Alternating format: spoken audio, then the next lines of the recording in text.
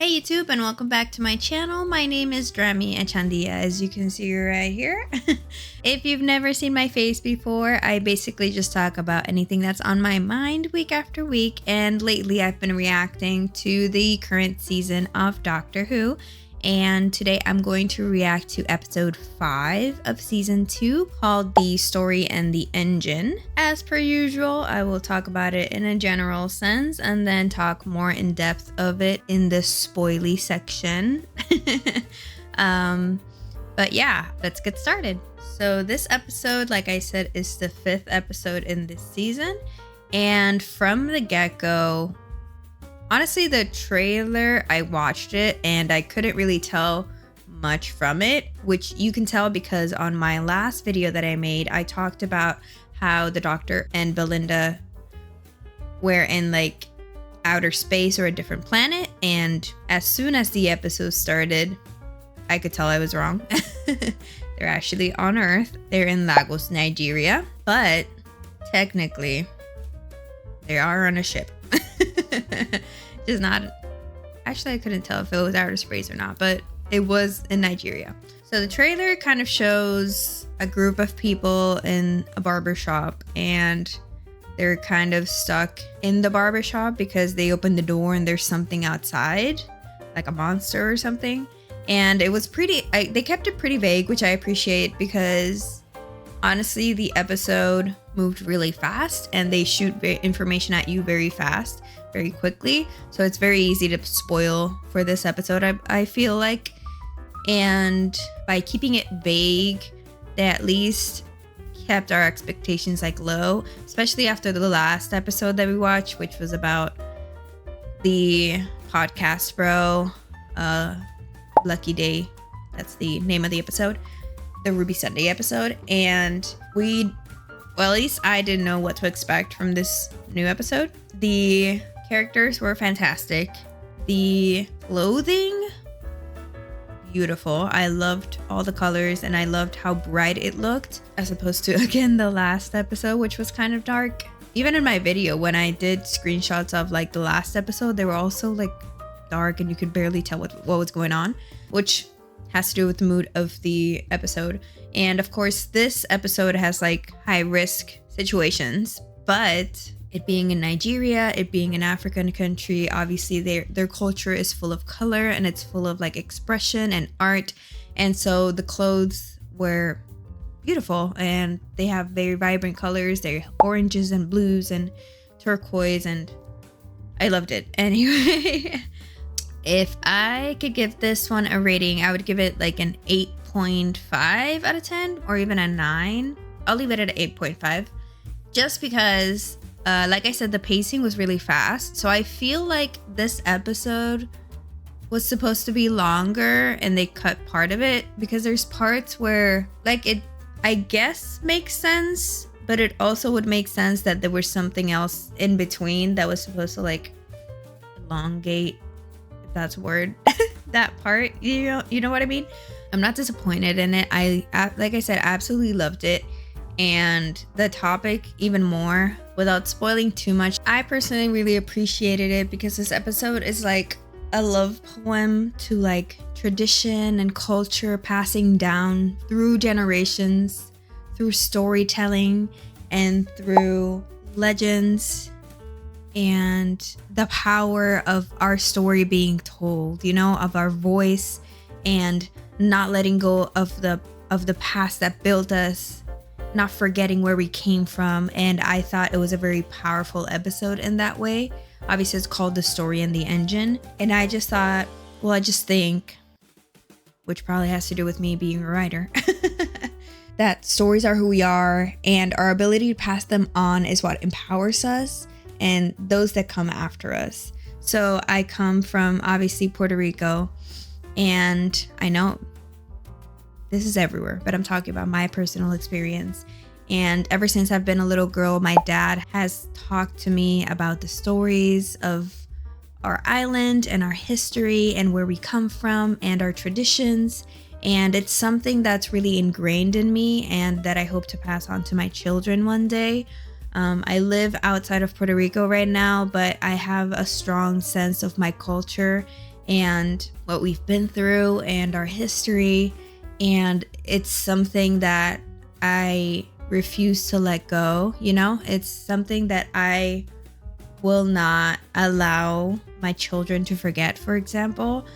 Like, obviously they're going to be in a different place and a different culture, so I have to make sure, extra sure, that they understand where they come from.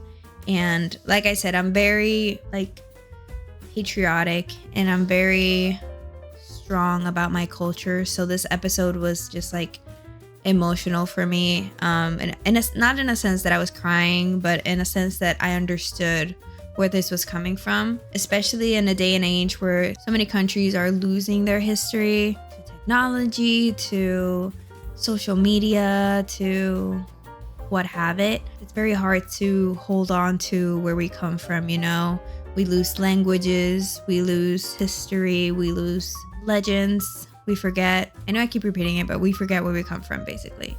And it's very easy to lose yourself. Music. So this episode was really good for me. Obviously not everyone will relate to that, and that's fine. That's why we have different perspectives. But I personally liked it because of that. I personally really liked the scene that I'll talk about later on, so I don't spoil it too much, but it has to do with hair. Obviously, it's our barbershop. But it has to do with hair and a map, and I'll tell you more about it in the spoiler section. And I thought it was a very powerful moment that kind of taught us something. I didn't know about that. I know about something else, but I didn't know about that, and I thought it was really cool. But I know I'm being super vague, just like the trailer was.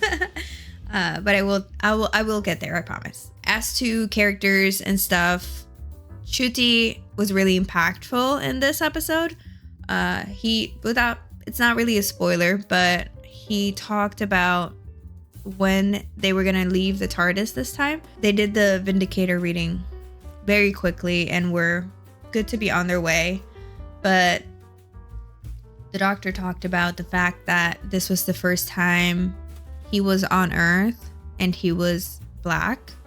And so it had been a very different experience to his previous regenerations, where he had been a white male. And even when he was a woman, he was a white woman.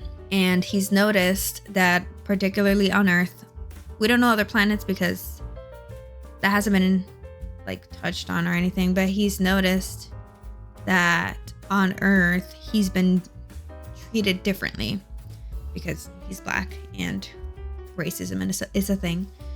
And so he talks about that a little bit, and he says, this is my first experience as a Black man, and I've just noticed that I've been treated differently, and I'm not always okay with that.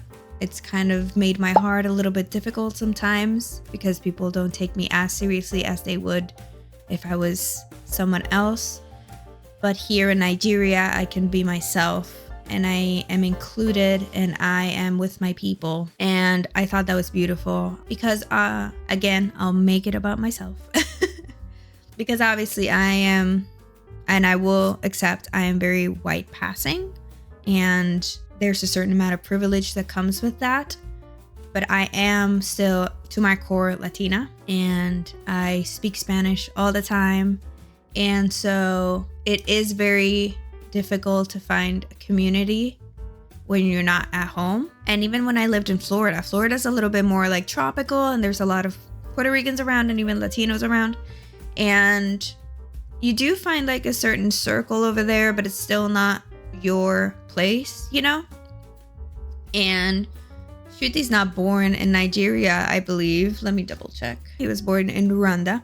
And even so, the Doctor is not born in Nigeria. He's born in Gallifrey. But there is something about finding people that you don't have to put a mask on for, you don't have to pretend to be something to be accepted. You can just be yourself and be surrounded by community that will accept you because they're the same. And back in Florida, here it's a little bit difficult because Maryland is more like a melting pot, I feel like, but this is my fault. I don't go out much. I'm unemployed, so I haven't met many people. But it is kind of difficult to find a community of specifically Puerto Ricans or Latinos here. It is hard to find like community here a little bit more because obviously it's a more Americanized state than Florida. But back in Florida, even so, I did have like some Latino friends. But the more time you spend in another country, the more that country's culture envelops you. And so it is kind of hard to hold on to tradition with people who are from the same community, but they themselves have let go of some parts of tradition. And obviously each of you have your own hold on your own culture. And so you don't want to push that onto anybody, and you don't want it pushed onto you. So his speech about finding his place somewhere that he's not from, but somewhere that he can relate to the people, was very impactful. Obviously, I haven't found that yet. My place is still Puerto Rico, but hopefully one day I will. And hopefully that doesn't mean leaving my culture behind because I refuse to do that. So if I have to do that, then I haven't found my community. But all this to say, I thought it was a really impactful speech that I didn't think I would get from an alien from another planet. And the opening shot of Ncuti, not the opening shot of the episode, of him having this talk with Belinda and then going outside and kind of just, you see him light up and talk to the people around him, and everyone knows him and everyone says hi, and he's very comfortable in this marketplace. And it was just very like heartwarming. That's why I say it's like a love poem to culture, and you see a different world. And I appreciate that they made the effort to, you know, represent, in this case, Nigeria so accurately, just so people, I don't know, like it's not stereotypical, it's not making fun of it, it's not like light African, this is Nigeria and this is our culture, and we want to present it to you so you can see it and you can see the vibracity, and is that even a word? And the excitement and the love that we have for each other and familiarity that we have with each other. And I just really liked it. I also like the fact that Ncuti talks about the barbershop. Again, this is all not spoiling, but he talks about the barbershop as a place that feels like home, because it's a place he goes to just to talk to people and to tell stories and to hang out.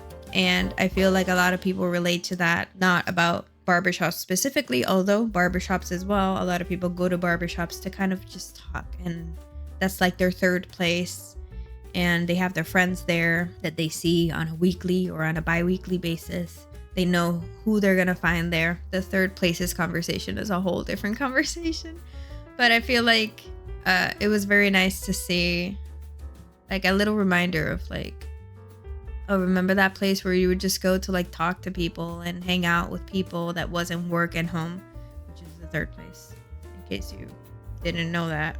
Now you know. I don't know, it was very heartwarming for me. This whole episode was heartwarming, if you haven't noticed by now. Belinda was here, which I always appreciate because I'm a Belinda lover. She was stuck in the TARDIS for most of the episode, but later she joined in, which is what's important. Her outfit was astonishing. I loved it. It was like a, what are they called? Like a jumper? Romper? Overall? Coverall? Guys, it's a jumpsuit.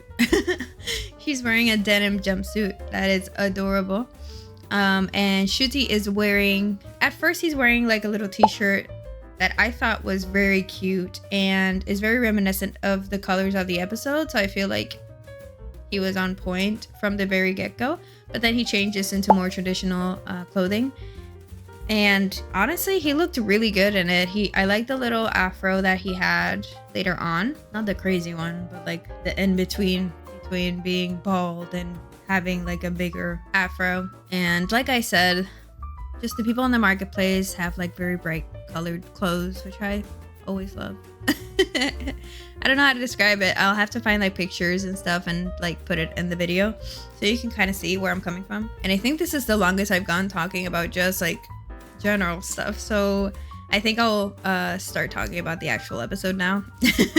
I kind of went on a whole like tangent and like which I guess is the point of this video. But let's talk about the episode now. So like I said, this episode is set in Lagos, Nigeria, and it starts with a barber named Omo, and he's talking about the doctor who he met when he was a little kid and his village was on fire, and he went to the river or to the well to grab a pail of water, and some kids started laughing at him, asking him, why are you doing that? And he's saying, I'm doing what I can. And they laugh at him because they say, you're not gonna be able to extinguish the fire with a little pail of water, you know? And that's when the doctor appears in his blue box.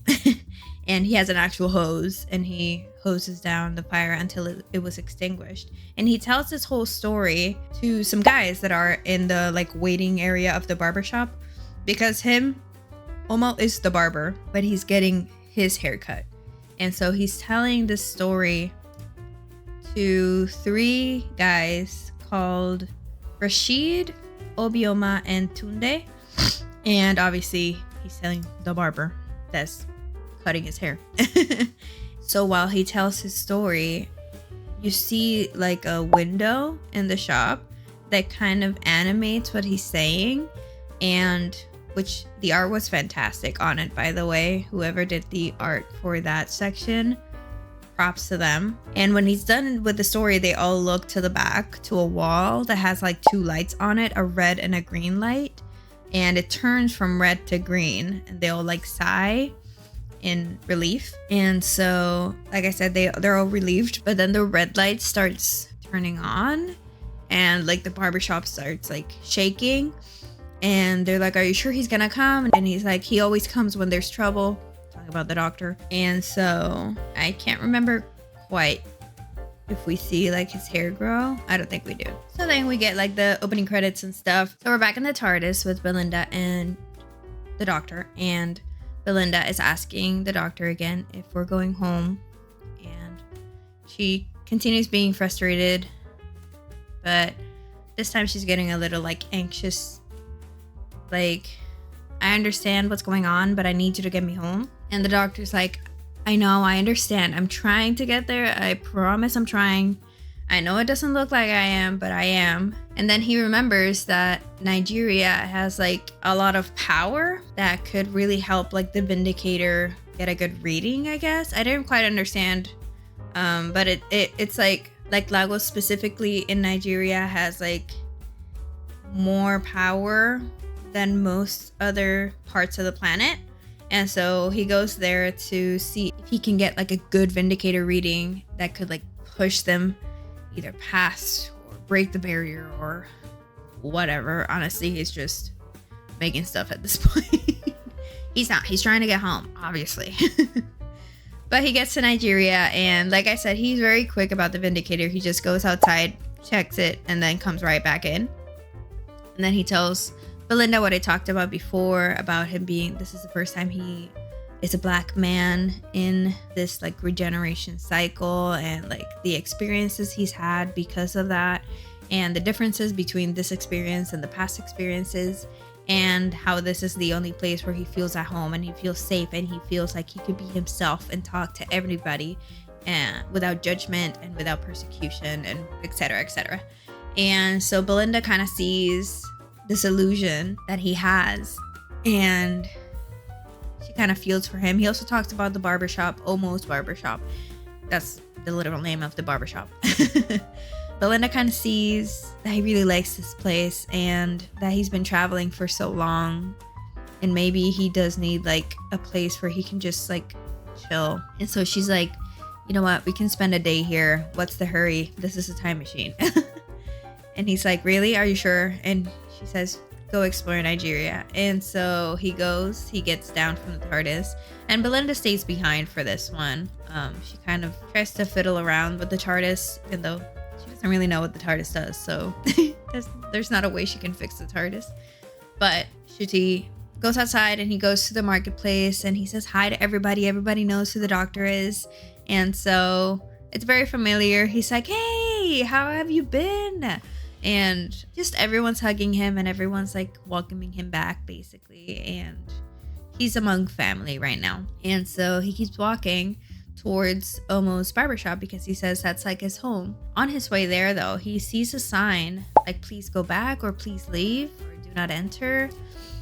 And he thinks this is weird because this is the barbershop. This is where everybody goes. And it's completely desolate too. There's not a single soul down there. So he keeps walking because obviously a sign's not going to stop the doctor. And he sees on the walls that there's a missing poster for Omo, Obioma, Tunde, and Rashid. And he's concerned because obviously he knows Omo. He doesn't know the other three, but he knows Omo. And he's concerned for his friend. And so he keeps walking. He goes to the barbershop. And they jump back into the barbershop to kind of explain what's going on in there. And so basically, the barber is a collector of stories, but the stories are not for himself. So the stories are basically powering a machine. And the machine is going around the barbershop, or it is the barbershop. I was very confused by that. But basically, the stories feed the beast and keep the machine going. And what is the machine? That's a great question. Well, it's not a machine, it's an engine. The barbershop is kind of a spaceship? Question mark. We see later on what it is, but we're watching this episode in order through my words, so don't fast forward. So basically, these 4 people are stuck in this barbershop telling stories to power the engine. And so they tell stories while the barber cuts their hair, which I feel like is a tradition. You kind of, if you know your barber, you kind of go to your barber and you tell him about your life, and he tells you about your life, about his life or her life, and it's like kind of like the vibe of a barbershop. And so, and a salon too. You could be friends with your hairdresser. But it's really creepy in the way because the barber finishes like fixing them up and then the hair immediately grows back because they have to continue feeding the beast. And so every time they tell a story, they check the light to see if it's like a good enough story to get the engine going. And so when they shoot back to the barbershop before the doctor goes in, like when he's on his way, one of the other guys, I feel like it's Rashid if I'm not mistaken, they're all like fighting with each other, and they're all like, I'm running out of stories, I don't know what to say. And Rashid says I'll tell a story. And he starts telling this story about a legend that I'm not sure if it's a real legend, but it's basically about the musician Yo-Yo Ma. And he tells the story of how Yo-Yo Ma went to like a field and there was like another musician there, and I don't remember, he was singing or he was playing something, but he was playing something about what he was seeing, and there was like a gazelle in the field and whatever, and he made music inspired by that. And then Yo-Yo Ma said, can you play that again just to see if I can like record it and play it myself? And so the musician starts playing again, but he starts playing a different song. And Yo-Yo Ma says, no, play the first one. And he says, I can't because the field has changed. So it's a new story, it's a new song. And so this story, all to say that stories are what guide us. And music in this case is the storyteller. Obviously, he says it a lot better than I did. But obviously you're going to watch the episode, so you're going to hear it from his mouth. But he finishes the story and it's good enough for the engine, so they're all relieved, but they're all like scared again because they don't have a lot of stories left. But it's not too bad because the doctor walks in at that second. And the door is, they establish that the door is like locked for everybody unless this is like a home to you and you love this place. So the doctor's able to go in because the barbershop is his home, like one of his homes, and he loves the barbershop and he loves the people in it. So he was able to go in, no problem. But once you go in, you can't go back out. So you're stuck in the barbershop now. And so the doctor says hi. He's like, hey guys, what's going on? Omo, I haven't seen you in a while. And Omo says, you're here. I knew you would come. I knew you would save us. And the doctor's confused. He doesn't understand what's going on. Obviously, he just walked in. And so this is where my recounting is going to get a little muddy because I a lot of stuff. Like I said, this episode was really like high paced, so there's a lot of stuff that happens like jumbled at the same time. So I don't remember what goes first and what goes second, but I will tell anything that I remember happens. But basically they're all talking and they're kind of explaining what's going on, and he's saying, we're stuck here. We've been stuck here for months. Well, they don't know they've been stuck for months because the doctor tells them that there's like missing posters everywhere and where have they been. And they kind of talk about what was waiting for them outside. One of them says that they were about to have their naming ceremony for their child and they came to the barbershop to get a fresh cut for it. The next person says that he was like a championship runner and he came here to get a cut for like the ceremony. And the last one said that he was going to visit his sick mother for, I think, her birthday, and he came to like look good for his mom. And that's how they all got stuck in the barbershop. And obviously Omo is the owner, so he's there because he's always there. And they kind of explain what's been going on about the stories and about the engine, about this guy. Who is this guy? We don't know this guy. He's just known as the barber. The doctor's not convinced by this. He's like, this doesn't sound correct, you know? And then a woman walks into the barbershop and everyone calls her Abby. And she comes with food for the people who are there. And they explain that this is Abby and she's been feeding them so they don't die, they don't starve in the ship. And the doctor's already confused, like, how is she able to leave? And apparently the barber and Abby are the only ones that are allowed to leave. And so as soon as Abby sees the doctor, she has an attitude, like she's angry at him, and she says, it's you. And the doctor's confused because he doesn't remember this lady. He doesn't remember a lady named Abby. I also forgot to mention that Omo does have someone waiting for him outside. It's a woman with the blue earrings. And apparently there's like a short story on like a website that they released, I feel like after this episode, kind of explaining that backstory, but I haven't read it, so I digress. Anyway, Abby comes in. They explain that only the barber and her can leave. And so he's trying to place her, but he can't quite place her. And so they keep going and they're all like stressed because they don't know what to do. And the doctor says, I'll tell a story. And he says, I have a million stories, because he walked in. I researched a little bit. By that, I mean, I rewatched that part of the episode. So the story that I said about Yo-Yo Ma happened after the doctor came into the barbershop. So he could see like the window moving with the story. And he was very intrigued by this. I also forgot to mention that when he went into the barbershop, the TARDIS went crazy. And when Abby also went in, the TARDIS went crazy again. So Belinda was getting an idea that something was wrong. And so she's trying to figure out, and she's like, TARDIS, tell me what's wrong. TARDIS, how do I help? TARDIS, how do I fix? The TARDIS didn't say anything. Because why would she?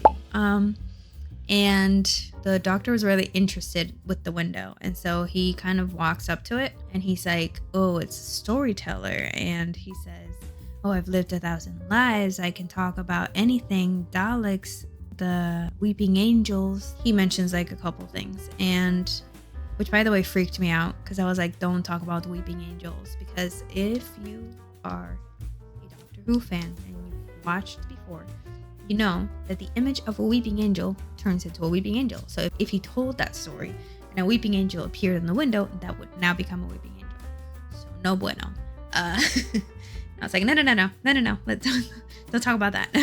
They explained to him that that's not how it works, that you have to cut your hair with the barber, because the flippers or the barber or the chair, they're all connected to the engine and to the window. And so he says, I'll tell a story then. And he sits down. And as soon as he sits down and they put the plastic wrapping on him, something like holds him down. And so he's immediately concerned. And he's like, let me go. I don't want to do this. And they're like, I swear it's over before you know it. Like, just tell your story and it'll release you. And so he tells the story of Belinda and of her being a nurse, basically. And he talks about this one patient that she had, which, by the way, I don't know how he knew this story.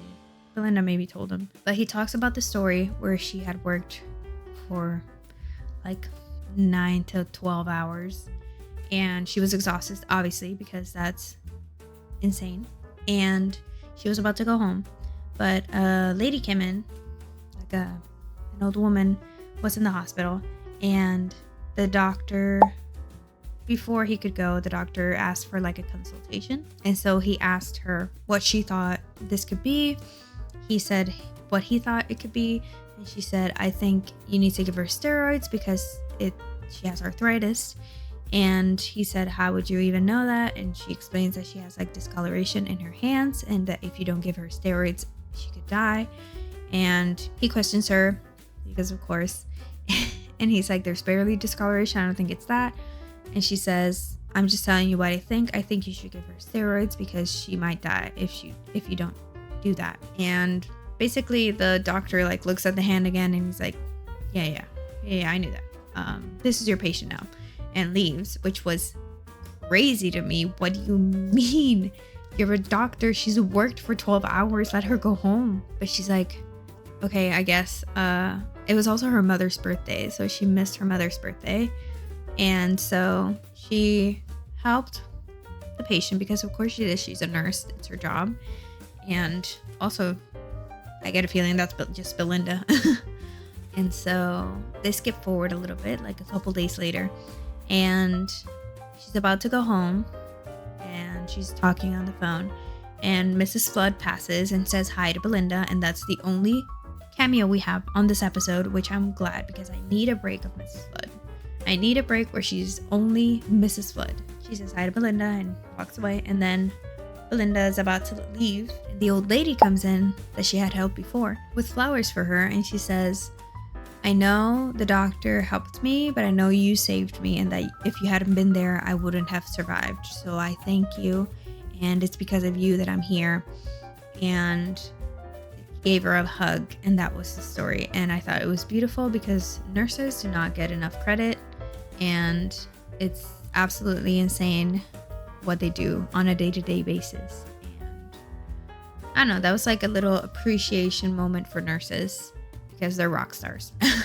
He tells the story and then he's released from the chair and he has like the new haircut. But as soon as he stands up, he kind of faints and Omo kind of grabs him and he's like, the first time is the worst. I promise it gets better. He's like losing his brain a little bit, but the light goes back to green. And not only that, it supercharges because of course it's the doctor and the doctor's full of power. And so since it supercharges, the doctor's like still like trying to get his bearings and his hair starts growing back. And Omo looks at the barber and Abby and goes like, if he's enough to power this engine, we don't all have to be here. I don't think it's Omo that says that. I think it's the barber or Abby. Because Abby is in charge of the engine. So she goes and checks and she sees that this one story superpowered the engine, so it's enough with the doctor's stories, which he has 1,000 of, so he would be able to potentially power this engine forever. But Omo hears this and he's like, we could all leave and he could stay. And obviously the doctor feels betrayed by this because he was fine and dandy and he came to visit Omo because he loved him and he betrayed him. And it was kind of a heartbreaking moment because it's like, I mean, I feel like we've all had that moment of like betrayal and thinking highly of someone and then realizing you're not the same to them. So the doctor takes a moment and he's like, I came here because you're my home. I came here to visit you because I love you. And he's like, I know, I'm sorry. I just knew that if you came here, we'd be safe and you'd free us. And he's like, I need a moment. And at this point we cut back to Belinda. We cut back to her, I feel like a little bit before, but we cut back to her and she's left the TARDIS now. And obviously this is not her culture, so she is not really familiar with like traditions and she doesn't know anybody. She's kind of lost. They had talked before when they were talking in the TARDIS. He was talking about Nigeria. She said that her mom also took her to India as many times as she could, so she could like sponge up the culture. which is something I'm hoping to do with my future children, take them to Puerto Rico as much as I can. But she talks about that, and so this is an unfamiliar place. This is in India. This is Nigeria. And so she like topples into everything. People are trying to sell her stuff. She's like, no, I don't want anything. And she drops like a basket full of produce, I think. And the person's like, you're gonna have to pay for that. The police appears and asks, what's the problem here? Who's like causing trouble? And Belinda's like, but she got away from that somehow because she is now at the barber shop. Like I said, this happened before. I just don't remember when. She goes to the barbershop and she's able to go in. And I was very confused about this because they had established that only people that really loved the place could go in. My husband thinks it's because of the TARDIS. Like the TARDIS is connected to her now. And the TARDIS is also connected to the doctor. So she's able to go in because the doctor's able to go in. But I'm not really sure. I'll leave it up to you guys. But she goes into the barbershop and the doctor's like, finally you're here. The TARDIS must have been going crazy. And she's like, yeah, it just kind of went haywire. So I came to find you at the barbershop that you were talking about. And so she's confused as to what's going on. And obviously she's stuck in the barbershop now with everybody else. And so at this point, Belinda's like barely there, you know, like she is there, but she doesn't participate in like the barber shop antics. But anyway, they keep talking and the doctor really wants to know who this barber is and why he's doing this. And so he asks him and he's like, why are you doing this? Like, are you a god? Why are you punishing these people? And so the barber takes the opportunity to tell his own story. And so he starts cutting his hair and he says that he's a whole bunch of gods. He says he's Dionysus. He says he is Loki. He says he is a Norse god, that they're all him under different names, that he is the god of stories, and basically saying stuff so they fear him and they stay. But the doctor starts laughing at him and Belinda also starts laughing, which was confusing because why are you laughing, Belinda? You don't know what's going on. But also Tunde starts laughing as well. Which was also confusing. But my husband thinks is just one of those scenarios where you just start laughing because everyone else is laughing. So he starts laughing. And obviously this bothers the barber because he's like, why are you not fearing me? Why are you laughing at me? The doctor basically says, I've met all those gods. I've met Dionysus and we drank Rome dry. And I went with Loki to see Marvel up until Endgame and he didn't think Thor was muscly enough. And I've met all of these gods and you're not any of them. They also talked about the dog god,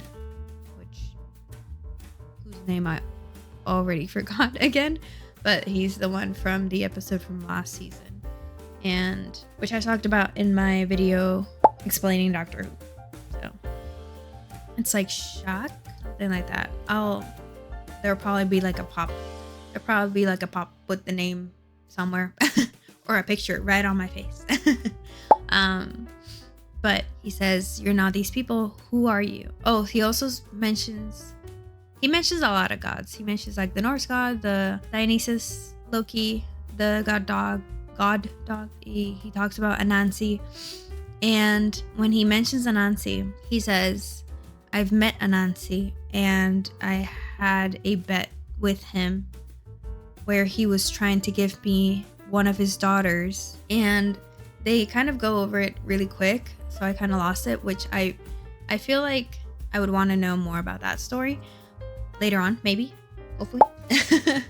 But basically the doctor went to wherever they're from. I don't know where they're from. But basically he went to meet the god Anansi and he talks about like a bet that he had with him. And Abby chimes in and she's like, you're irresponsible and you just leave people behind. And that's where the doctor remembers her as Abena, the daughter of Anansi, whose bet was about. So let me explain a little bit because I didn't explain it very well. So Anansi, the god, made a bet with the doctor when the doctor was the fugitive doctor. And we haven't seen her yet. We've seen her, I think, 2 times or 1 time. It's basically a future iteration of the doctor, question mark. But basically, she went to see Anansi, and Anansi made a bet with the doctor that if she won the bet, she would get the daughter, Abena. And she tried to lose the bet on purpose because she didn't think it was right to win a person, because it's not. But Anansi lost on purpose, and so the doctor won Abena. But the doctor didn't think that was right, so she left before she could take Abena with him. And Abena was very angry about this, and she was very resentful of it. And she explained that it was shameful for her and embarrassing. And the doctor explained that this was another life, and he didn't think that it was right to take her with him.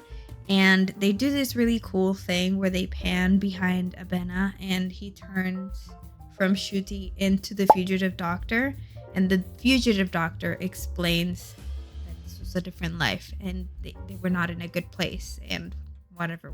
And so they pan back and it's Shuti again. And so Abena's still angry at him, of course, but the doctor says he's not any of this, so who is he? And Abena is kind of always next to him, kind of like comforting him, like the barber. He's always comforting the barber, like, you don't have to answer these questions or whatever. And the doctor says he does have to answer these questions because we're trapped here because of him. So he needs to tell us who he is. And so basically, he was a worker. He was like a builder to the gods. And so he created this web, which he called the World Wide Web. Anyway, he created this literal web where he could like collect stories, and so it would power the engine, and he called it the Nexus. And so the gods really liked it, and they took it from him, and they didn't give him like his props for it or anything. And that angered him a lot because the gods kept taking his stuff without acknowledging him, basically. And so he still had like a smaller Nexus that he could use with an engine to kind of go through it and land somewhere. But his purpose with the engine was to erase the gods. Why is this bad? Because if you erase the gods, if you erase their stories, if you erase everything that has to do with them, you basically like destroy the world. There would be no traditions, there would be no legends, there would be no culture. And Belinda kind of looks at Abena and she's like, your dad would die. Like, this would mean your father would not be here anymore. He's included in the gods. And I will say Abena didn't know that this was the true purpose of the engine because he had lied to her and told her he was doing something else. And so Abena kind of like snaps. They all start fighting because they need to tell another story, but the doctor refuses to tell another story. And the other guys are like, please tell another story, we need to keep going. And so Abena says, I'll tell a story. And she tells the doctor to sit down on her chair, but she will tell the story, so she will power the engine, basically. And so she tells this story, which is the story I was talking about before that I absolutely loved. She tells the story of when the slaves were brought to the plantations and they were not allowed to have anything on them. So some of the slaves were freed and some of the slaves were not. And so those freed slaves would come back to try to free the others. And so, like I said, they weren't able to have any paper or anything to like send messages to each other because they were searched. And so she says the women, though, were clever because they could weave the hair into braids on the scalp, and that they could create maps of the plantations. And so obviously the plantation owners wouldn't check their hair because they wouldn't care enough. But the slaves would then create intricate maps of the plantations and pass it on from plantation to plantation, from mothers to daughters just so they would have a map of the plantation and they could escape. And so she's saying all this while making cornrows on the doctor. And so I don't know how it lasted, because technically his hair would have had to grow back after the story was done, but maybe because he wasn't the one telling the story. So he had a map of the engine room now on his head. And so like he understands what Abena is trying to tell him. And so he says, Belinda now. And Belinda does something. But basically they take down the barber and run to the engine room. And so he follows the map on his head all the way to where the engine would be, which looks like a giant tree, which kind of, I said it was kind of reminiscent of Loki season 2. If you haven't watched it, spoilers, but at the end there's like a tree of life and Loki's in the center. I said it was a spoiler. And so he gets there and he's trying to look around to see what he can do to shut it down, basically. And he uses his sonic, I believe, to mess with it. And then the barber gets there and the barber says, ha, you didn't do anything to it.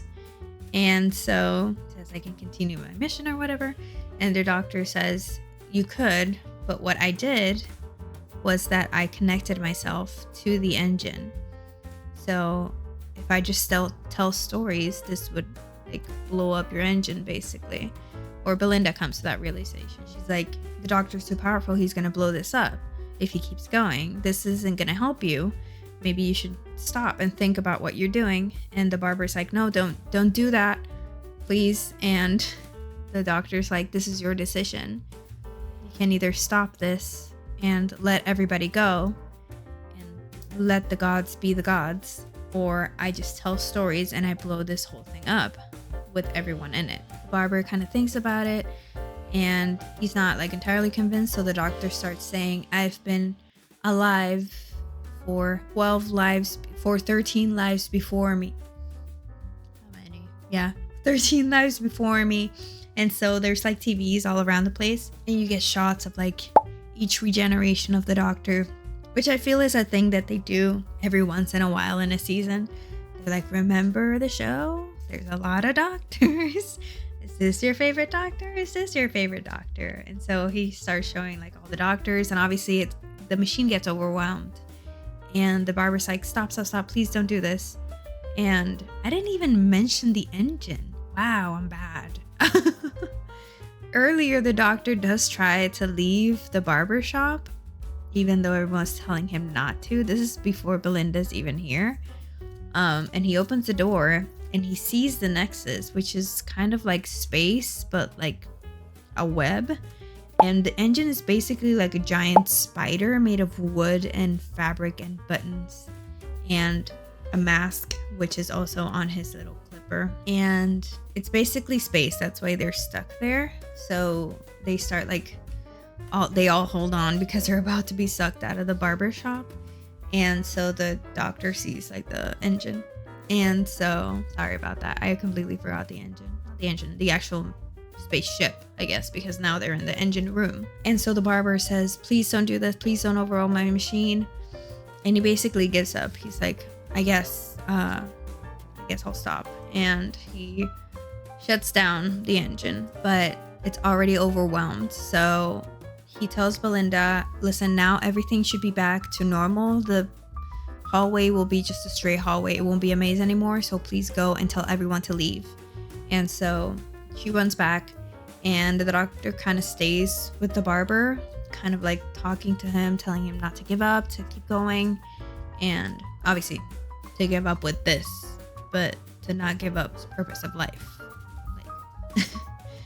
But everyone runs out and then the barber shop is about to explode and the barber and the doctor are nowhere to be seen.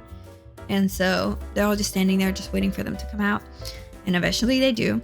And the barbershop explodes, but not really. The spider starts coming out of the door, which my husband said made no sense because the barbershop was the spaceship. So how is the spaceship coming out of the barbershop? Which, fair.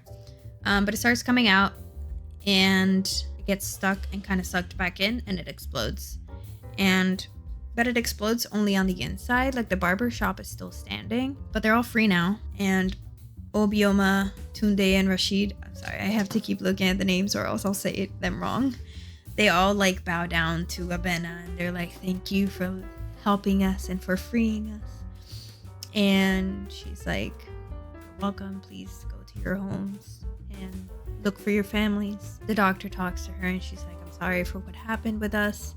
And she's like, I'm a free woman now, so probably did me a favor.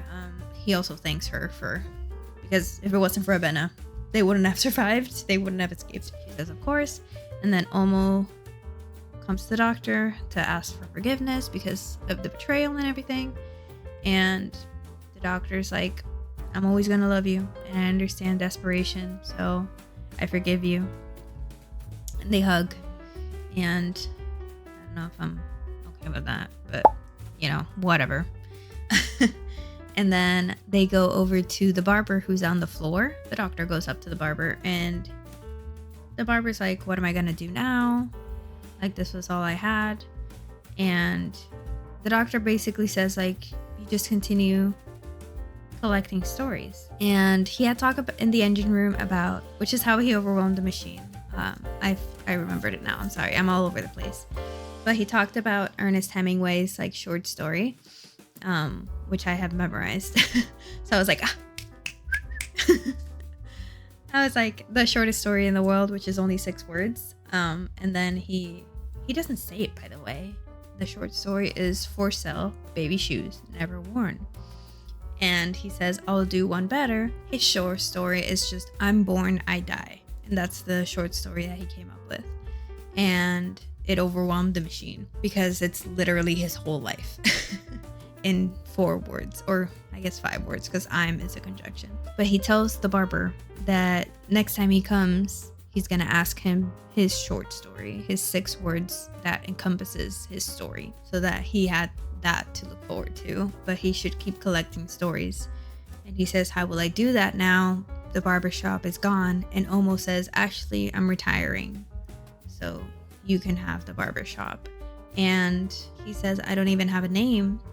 And Omo tells him that he can call himself by his father's name. So by the end, he gets the name Adetokunbo, which is according to Omo, his father's name. And so he says, you can have that name. You can go by that name. And just continue what you're doing without the storytelling. Just continue cutting hair and telling stories and hearing stories. And just make that your life, basically. It's been your life for the last couple months. And so he says, okay, he agrees, which I also found suspicious, because who says he's not going to do this again? Why are we so quick to forgive this man? But basically, that is the episode. They go back to the TARDIS, and that is the story.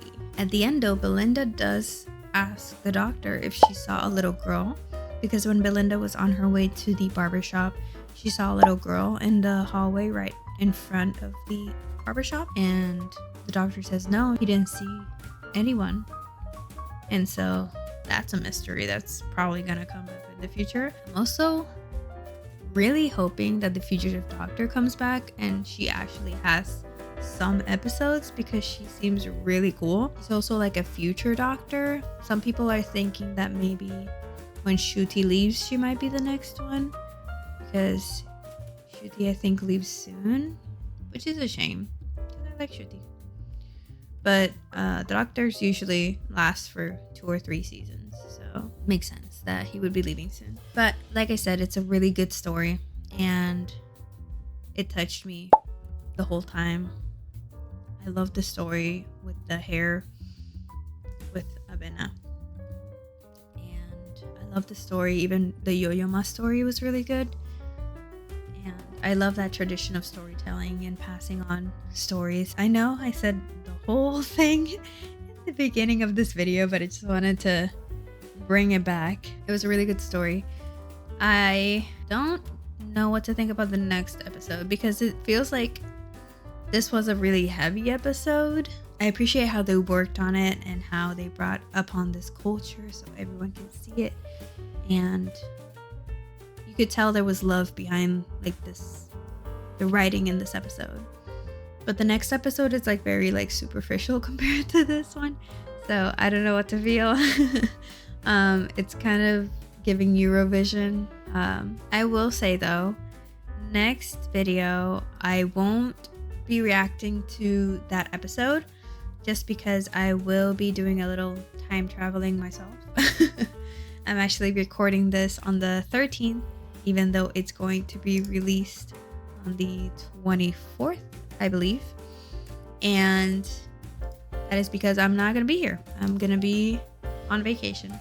And so by the time the video after this one comes out, I will not have been able to watch the episode because I'm leaving on my trip this weekend and that's when the episode comes out. So I won't be able to record it. So I'm going to do an extra video, just talk about something else, and that will be uploaded on the 31st or the 1st of June. And then we'll be right back to Doctor Who. There's only 3 episodes left, I believe, in this season. So we're almost done. We're almost done with Doctor Who. But I'm excited to see what the next episode is about, even though, like I said, it's very superficial. It's about like a singing contest, or I don't know if it's specifically singing. Like I said, it was giving Eurovision, but it's like a contest of sorts. And it's also giving me like the credits episode from Black Mirror. I'm also a very big Black Mirror fan, but it's also giving me that. So we'll see. We'll see what it's about. I would really love to know, if you've been watching the episode so far, what you thought about this episode. If you had as strong a connection as I apparently did, because I've been talking for like an hour and a half. This is going to be one of my longer videos. But the comments so far on like the app that I use that I mentioned on my last video have been positive, so that's very good. A couple people complaining about the pacing, which I agree with. Like I said before, the pacing was kind of off, and I feel like there was information that was missing, like scenes were cut off, and some reactions didn't seem natural because maybe there was something that happened before that was not there anymore. But honestly, the story makes up for the pacing. Well, not enough because I gave it an 8.5 out of 10. But, you know, I think it would have been cool to see like the whole uncut version of the episode, but I feel like I understand it would have been longer and they only have like a 45-minute window to show this episode. So yeah, but I'm excited to see where this goes. There's so many mysteries. I feel like every new episode brings a new mystery and not enough mysteries are being closed to open other ones. So come on, close some mysteries, please, because I'm going a little bit insane. There's too many to keep account of. Like, I want to know about the fugitive doctor. I want to know about Mrs. Flood. I want to know about the creepy little child that we now have. I want to know about what happened to Rogue. I want to know about if the Midnight Monster is still around.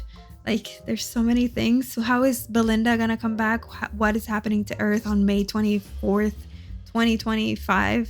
I'm guessing that's when well, that's not when the season ends, because the season ends, I believe, well, May 24. I know a 2-parter comes out, and I'm pretty sure it's not going to be the same day, or maybe it is. Let me see if I can figure out if it's going to be the same day. Yeah, so the 2-parter doesn't come out the same day. They come a week before. So May 24th is the first part of the 2-parter, and then May 31st is the second part. So I guess May 24 is the ending of the season, but not really. But I guess we'll find out what happens on May 24, 2025. Stick around if you want to follow along with me. If you don't want to watch the episodes for yourself, you could, and we could talk about it. We could be friends. We could be Doctor Who friends. Just saying, I'm pretty cool sometimes, even if I'm cringy in these videos. But yeah, that's it for today. I hope you liked the video. Like and subscribe if you did, and hit the little bell notification so they let you know when I upload my videos. Like I say every time, I do upload every Sunday. So even if YouTube doesn't tell you that I uploaded, I probably uploaded Sunday. sometimes Monday morning because I upload close to midnight sometimes. So could be the next day. But I'll be here. Will you be here? See you next time. Hope you have a beautiful day today. It's currently, I don't even know what day it is, guys. Tuesday? Sure. But I hope you have a beautiful week, and I'll see you next time. Bye.